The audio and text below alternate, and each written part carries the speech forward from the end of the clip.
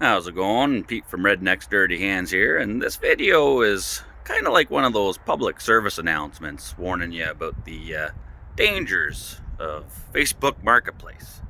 Now, I didn't know that this existed, but a buddy of mine, Redford, was over one day and he was saying that he goes on there and just loves it, buys and sells stuff all the time.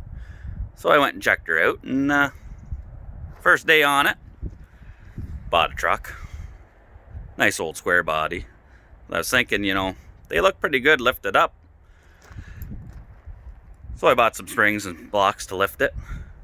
But once you lift it up, you need some nice rims and tires.